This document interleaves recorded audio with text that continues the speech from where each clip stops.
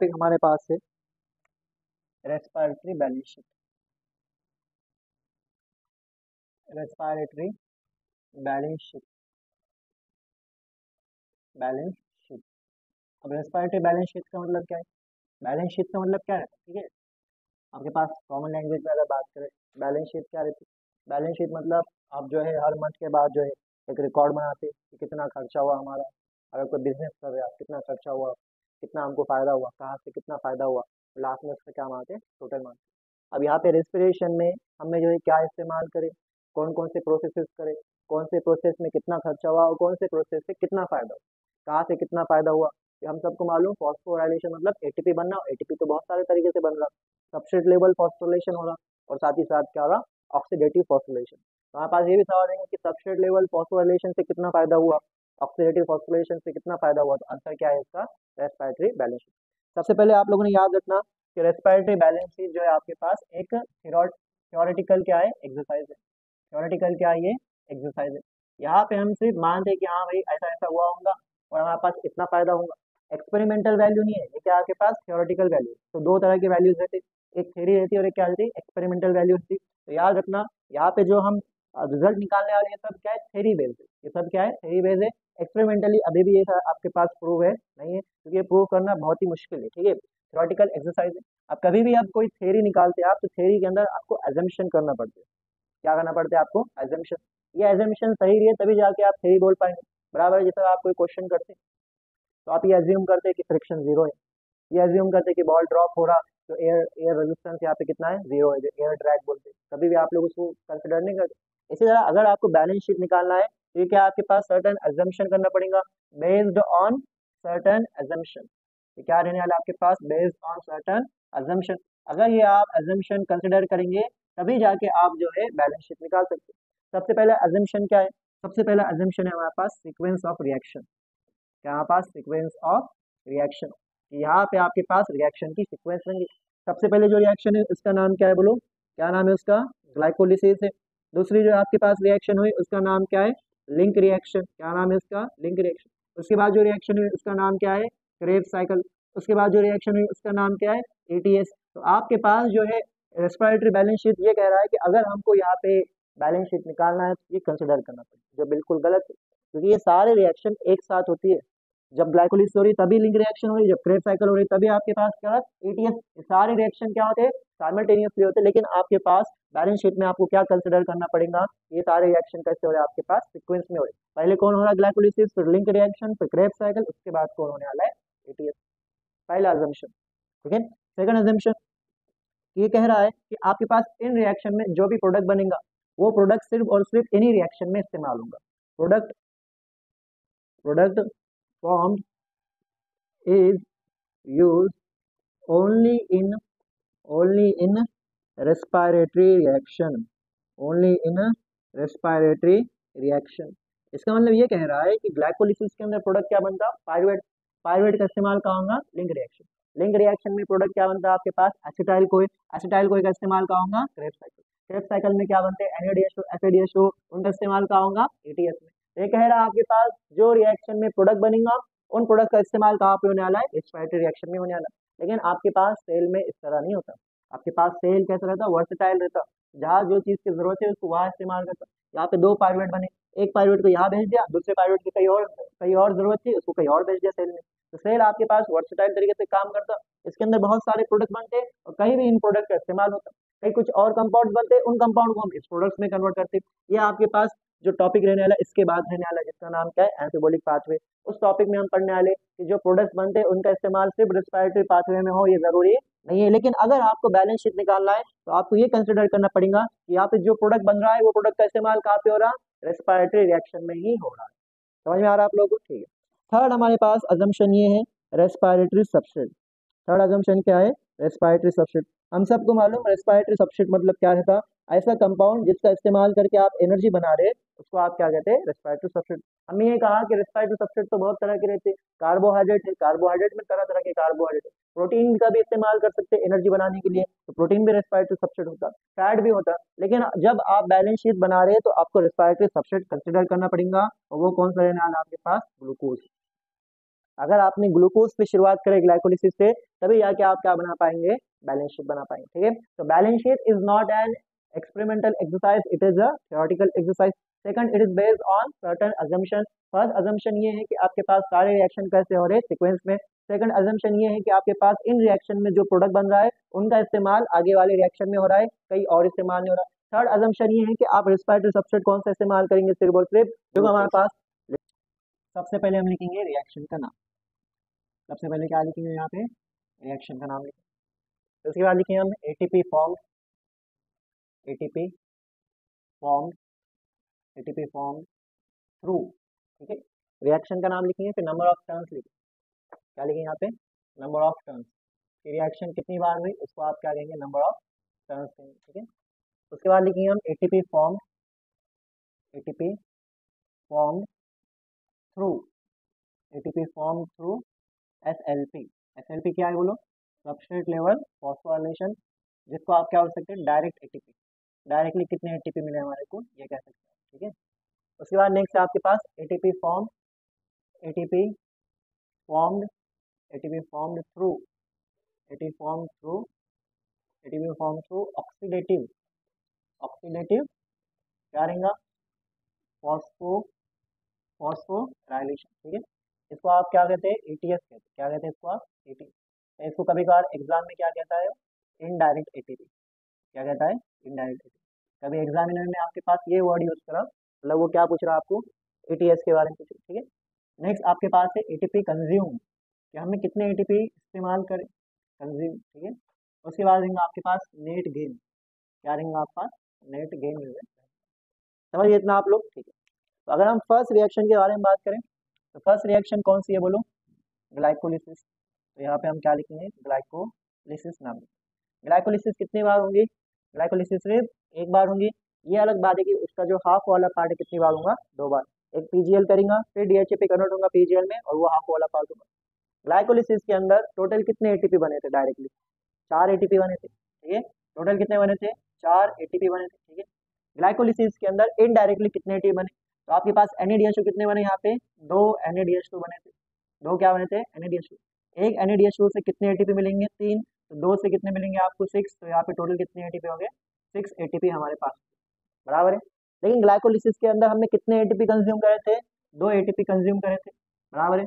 तो टोटल हमारे पास कितना हो गया, टोटल हमारे पास कितना हो गया, टोटल 4 + 6 कितना हो गया, 10। और 10 में से 2 निकाले आपने, कितना बचा, 8। तो नेट गेन कितना हो गया, 8 हो गया। समझिए, उसके बाद नेक्स्ट रिएक्शन है हमारे पास, नेक्स्ट रिएक्शन है जिसका नाम क्या है, लिंक रिएक्शन। क्या नाम है इसका, लिंक रिएक्शन। लिंक रिएक्शन आपके पास एक पाइरुवेट से एक लिंक रिएक्शन होंगी, और ग्लाइकोलिसिस में कितने पाइरुवेट बने थे, 2। 2 पाइरुवेट से लिंक रिएक्शन कितनी बार होंगी, 2 बार। क्या लिंक रिएक्शन में कोई डायरेक्टली एटीपी बना था, नहीं बना था। लेकिन लिंक रिएक्शन में, एक लिंक रिएक्शन में आपके पास एक NADH2 बना था, और 2 लिंक रिएक्शन में आपके पास कितने बनेंगे, 2 NADH2 बनेंगे। एक NADH2 से 3 एटीपी मिलेंगे, तो 2 से कितने मिलेंगे आपके पास, 6 एटीपी मिलेंगे, बराबर। यहाँ पे कितने एटीपी हो गए, 6 एटीपी हो गए। और यहाँ पे हमने कोई इस्तेमाल करे थे, यहाँ पे नहीं। तो टोटल यहाँ पे गेन कितना हो गया हमारे पास, 6 का गेन हो गया, बराबर है। उसके बाद नेक्स्ट हमारे पास थर्ड पार्ट क्या है बोलो, थर्ड कौन सा हमारे पास, क्रेब्स साइकिल। थर्ड हमारे पास है क्रेब्स साइकिल। एक एसिटाइल कोए से एक बार क्रेब्स साइकिल होंगी, 2 एसिटाइल कोए से क्रेब्स साइकिल कितनी बार होंगी, 2 बार होंगी। तो यहाँ पे हम क्या लिख लेंगे, 2 बार। क्या क्रेब्स साइकिल में SLP के थ्रू एटीपी बना था, बिल्कुल बना था। क्या बना था, सक्सिनाइल कोए से सक्सिनेट, एक जीटीपी बना था, और GTP is equal to ATP. तो एक क्रेब्स साइकिल में एक एटीपी बना, तो 2 क्रेब्स साइकिल में कितने बने, 2 एटीपी बने। तो यहाँ पे हम क्या लिखेंगे, 2 एटीपी। अब बात करें हम यहाँ पे, एक क्रेब साइकिल में 3 NADH2 बने थे, लेकिन क्रेब साइकिल कितनी बार हुई थी, 2 बार हुई थी। एक क्रेब साइकिल में आपके पास एक FADH2 बना था, लेकिन क्रेब साइकिल कितनी बार हुई थी, 2 बार हुई थी। ये आपके पास कितना हो गया, 6 हो गया। तो हमारे पास क्या होगा, कितना हो जाएगा, 6 × 18 एटीपी हो गया। ये आपके पास कितना हो गया, 2। तो आपके पास 2 × 2 कितना हो गया, 4 एटीपी हो गया। कितना हो गया, 4 एटीपी। क्या यहाँ पे हमने कुछ कंज्यूम करे थे, नहीं। अब बताओ आप लोग, नेट गेन कितना हो गया यहाँ पे, 24 एटीपी। कितना हो गया, 24 एटीपी। नेट गेन कितना हो गया हमारे पास, 24 क्या हो गया यहाँ पे, एटीपी। ये हमारे पास क्या हो गया, नेट गेन हो गया। ठीक है, अब क्या करेंगे, यहाँ पे हम डिवीजन करेंगे, और यहाँ पे हम क्या लिखेंगे, टोटल लिखेंगे। क्या लिखेंगे यहाँ पे, टोटल। ठीक है, सबसे पहले आप बताओ टोटल एटीपी कितने बने, 24 + 6 30, 30 + 8 कितना हो जाएगा, 38 एटीपी। कितने एटी बने? 38 एटी। अब एग्जाम में आप लोगों को ये पूछेगा, ये 38 एटीपी में, या ऐसा पूछेगा कि एरोबिक रेस्पिरेशन के अंदर एसएलपी के थ्रू टोटल कितने एटीपी बनते? ठीक है, तो यहाँ पे हम लिखेंगे total ATP, total ATP through, total ATP through SLP. Direct SLP से कितने बने यहाँ पे? 2 + 4 कितना हो गया? 6 एटीपी हो गया। उसके बाद यहाँ पे लिखेंगे हम टोटल एटीपी, टोटल एटीपी किसके थ्रू? थ्रू ईटीएस, जिसको आप क्या बोल सकते हैं? Oxidative phosphorylation. कितना हो गया आपके पास? 18 + 4 22, और 22 + 6 कितना हो गया? 28, और 28 + 6 कितना हो गया? बोलो कितना हो गया? 24 पक्का? तो 18 प्लस ये तो 22 हो गया यहाँ पे, 34। अच्छा 34 कितना हो गया? 34। देखो 34 एटीपी ईटीएस के मिले। ये आपके पास क्या हो गया? ये आपके पास क्या हो गया? पूरा रेस्पिरेटरी बैलेंस शीट होगी, जो बेस्ड है किसके ऊपर? सर्टेन अजम्पशन के ऊपर। ऐसे मतलब हमेशा 38 एटीपी मिले जरूरी है? नहीं, अंदाजा मार रहे हम 38 मिलना, लेकिन 38 कभी मिलते नहीं। ठीक है, तो इतना आप। नेक्स्ट हमारे पास देखो टॉपिक एम्फिबोलिक पाथवे। क्या ये? एम्फिबोलिक पाथवे। अगर आप लोगों को याद होगा, हमने कहा था आप लोगों को कि जो रेस्पिरेशन है इसमें चीज़ों का ब्रेकडाउन तो होता है, लेकिन साथ ही साथ चीज़ों का यहाँ पे फॉर्मेशन भी होता है। इसलिए हमने कहा था रेस्पिरेशन कौन सा पाथवे? एम्फिबोलिक पाथवे। अगर यहाँ पे हमें कहा कि रेस्पिरेशन के अंदर मेनली कौन से सबस्ट्रेट इस्तेमाल होते हैं, तो एक रहेगा आपके पास फैट। एक क्या रहता है आपके पास? फैट रहता। दूसरा क्या रहता है आपके पास? कार्बोहाइड्रेट रहते। क्या रहता? कार्बोहाइड्रेट। और उसके बाद क्या रहता है आपके पास? प्रोटीन। क्या रहता है आपके पास? प्रोटीन। ठीक है, अगर फैट का हमें ब्रेकडाउन करें तो फैट के ब्रेकडाउन से क्या मिलेगा? फैट के ब्रेकडाउन से क्या मिलेगा? Fatty acid. क्या मिलेगा? Fatty acid. प्लस क्या मिलता है यहाँ पे? ग्लिसरॉल। क्या मिलेगा? ग्लिसरॉल। तो फैटी एसिड और ग्लिसरॉल ये दो कंपोनेंट मिलेंगे किसके ब्रेकडाउन से? फैट के ब्रेकडाउन से। प्रोटीन का ब्रेकडाउन करें तो सबको मालूम रहता है क्या मिलता? अमाइनो एसिड मिलेंगे। तो यहाँ पे क्या मिलेगा आपको? Amino acid. ठीक है, और अगर हम बात करें यहाँ पे कार्बोहाइड्रेट, तो कार्बोहाइड्रेट में जो सबसे फेमस कार्बोहाइड्रेट है उसका नाम क्या है? ग्लूकोज। तो मान लीजिए यहाँ से हमने क्या लिए? ग्लूकोज। क्या लिया इसको? ग्लूकोज। अब ग्लूकोज को क्या करो आप? ग्लूकोज को ग्लाइकोलिसिस से लेके क्रेब साइकिल सारे प्रोसेस के थ्रू डालो। तो सबसे पहले जो है ग्लूकोज जो है, ग्लूकोज किस में कन्वर्ट होगा आपके पास? ग्लूकोज, ग्लूकोज 6 फॉस्फेट में कन्वर्ट होगा, बराबर है। फिर जो है glucose 6 phosphate, glucose fructose 6 phosphate में होगा, बराबर है। फिर ये किस में कन्वर्ट होगा आपके पास? फ्रुक्टोज, फ्रुक्टोज बोलो क्या होगा? 1,6 बेस फॉस्फेट में कन्वर्ट होगा, 1,6 बेस फॉस्फेट में कन्वर्ट होगा। उसके बाद फ्रुक्टोज आपके पास टूटेगा, और टूट के जो है दो कंपाउंड बनेंगे। एक कंपाउंड जो है आपके पास डाईहाइड्रोक्सी एसीटोन फॉस्फेट बनेगा, और दूसरा कंपाउंड क्या बनेगा? फॉस्फोग्लिसरॉल्डिहाइड बनेगा। दोनों एक दूसरे के क्या रहेंगे यहाँ पे? आइसोमर रहेंगे। फिर फॉस्फोग्लिसरॉल्डिहाइड मान लीजिए आपके पास किस में कन्वर्ट होगा? आपके पास अलग अलग कंपाउंड्स में कन्वर्ट होगा। किसमें होगा? फॉस्फोग्लिसरॉल्डिहाइड 1,3 बीस पीजिए, ठीक है, 3 पीजिए। इस तरह लास्ट में कहाँ पे कन्वर्ट होगा आपके पास? पायरुवेट। ठीक है, फिर पायरुवेट जो है आपके पास नेक्स्ट रिएक्शन में कन्वर्ट होगा नेक्स्ट कंपाउंड में, जो कौन सा है? Acetyl CoA. कहाँ पे कन्वर्ट होगा? एसिटाइल। फिर एसिडाइल कोए जो है आपके पास एक साइकिल में एंटर होगा, जिसका नाम क्या है? Krebs cycle. क्या नाम है इसका? Krebs cycle. तो ये आपके पास एक साइकिल है, इस साइकिल का नाम क्या है? Krebs cycle. इसमें कौन एंटर हो गया? Acetyl CoA. क्रेब्स साइकिल में याद रखना आपने क्या बाहर निकलता? CO2 बाहर निकलता, और साथ साथ ये भी बाहर रखना कि इसमें थोड़ा क्या निकलता? वाटर भी जो है बाहर निकलता। ठीक है, इतना पॉइंट याद हो गया। अब यहाँ पे देखो हुआ क्या, इतनी रिएक्शन है, इस रिएक्शन में बहुत सारे प्रोडक्ट बने। जब हमने रेस्पिरेटरी बैलेंस शीट बनाया, हमने कहा ये सारे प्रोडक्ट्स का इस्तेमाल कहाँ होने वाला है? यहाँ पे होने वाला है। लेकिन साथ ही साथ ये कहा हमने ऐसा नहीं होता, कभी कभार हमारी जो है बॉडी के अंदर इसमें से किसी की जरूरत है तो हमारी बॉडी क्या करेंगे? इसमें से इस्तेमाल करेंगे। सेल इसमें से क्या करेंगे? कुछ का इस्तेमाल करेंगे। फॉर एग्जाम्पल जो आपके पास डाईहाइड्रोक्सी एसीटोन फॉस्फेट है, ये कंपाउंड है, इससे हम क्या कर सकते हैं? ग्लिसरॉल बना सकते हैं। क्या कर सकते हैं? हम इससे ग्लिसरॉल बना सकते हैं। जब कोई चीज़ आप बना रहे हैं तो उसको आप क्या बोलते हैं? एनाबॉलिज्म। क्या बोलते हैं इसको आप? एनाबॉलिज्म। और जब आपके पास DHP कम हो गया तो आप जो है ग्लिसरॉल से जो है क्या कर सकते हैं? ग्लिसरॉल से DHP बना सकते हैं। इसको आप तोड़ के बनेंगे तो इसको आप क्या बोलेंगे? कैटाबॉलिज्म। क्या कहेंगे इसको आप? कैटाबॉलिज्म। तो जब आपको DHP की जरूरत थी आपने ले ली, जब आपके पास ग्लिसरॉल है तो उसको आपने किस में कन्वर्ट कर दिए? DHP में। इस तरह आपके पास ये है, क्या नाम है इसका? क्या नाम है? Acetyl CoA. तो आप क्या कर सकते हैं? एसिटाइल कोए को जो है, आप एसिटाइल कोए को जो है यहाँ पे कन्वर्ट कर सकते हैं किसमें? फैटी एसिड में। जब ये करेंगे आप तो ये क्या होगा आपके पास? एनाबॉलिज्म। क्या होगा? एनाबॉलिज्म। और जब आपके पास फैटी एसिड है उसको भी आप कन्वर्ट कर सकते हैं किसके अंदर? बोलो किसके अंदर कन्वर्ट कर सकते हैं आप उसको? एसिटाइल कोए के अंदर कन्वर्ट कर सकते हैं। इसको आप क्या कहेंगे? क्या कहेंगे इसको? आप कैटाबोलिज्म कहेंगे। बराबर। इसी तरह जो है आपके पास आप अमाइनो एसिड का डायरेक्टली इस्तेमाल कर सकते हैं। कहाँ पे इस्तेमाल कर सकते हैं? इसका क्रेब साइकिल। तो क्रेब साइकिल में से कोई कंपाउंड आप ले जाके उससे जो है आप क्या बना सकते हैं? क्या बना सकते हैं? बोलो, अमाइनो एसिड बना सकते हैं। फिर से तो जब आप यहाँ से यहाँ जाएंगे, यहाँ आएंगे, तो इसको आप क्या कहेंगे? कैटाबॉलिज्म कहेंगे। और जब आप यहाँ पे रिएक्शन में से कुछ लेके जाके बनाएंगे तो उसको आप क्या कहेंगे? एनाबॉलिज्म कहेंगे। ठीक है। सेम आप क्या कर सकते हैं? एसिटाइल कोइक से भी क्या कर सकते हैं?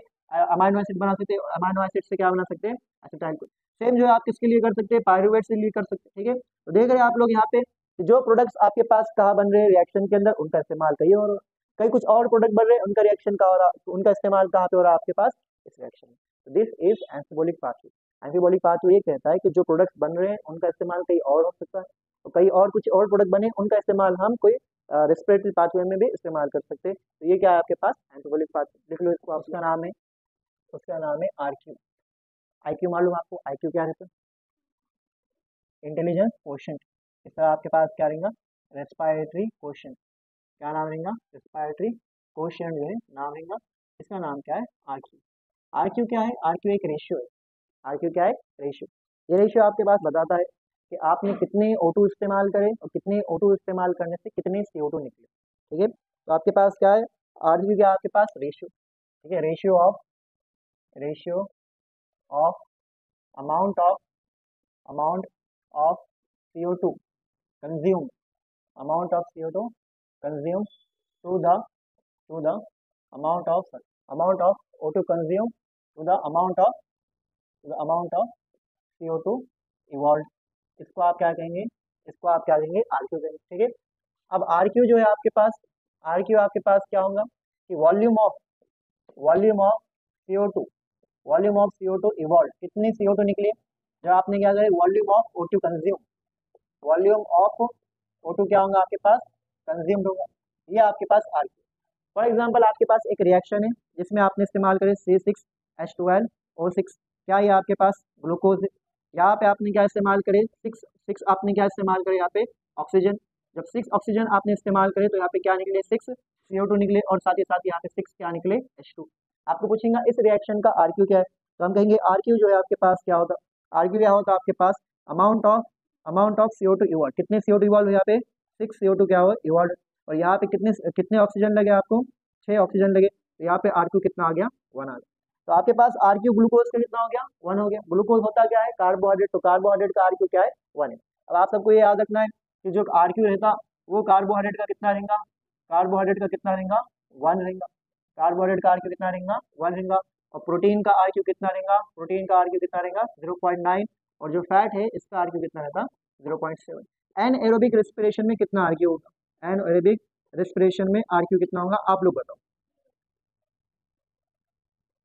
सोचो तो। एन एरोबिक रेस्पिरेशन ये फॉर्मूला है आपके पास।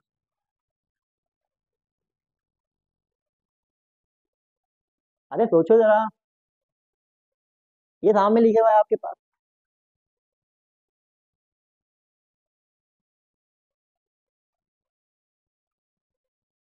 एन एरोबिक रेस्पिरेशन में कितने ऑक्सीजन इस्तेमाल होते हैं? 0। Anything divided by 0 is infinity. 0 divided by anything is 0। Anything divided by 0 is undefined.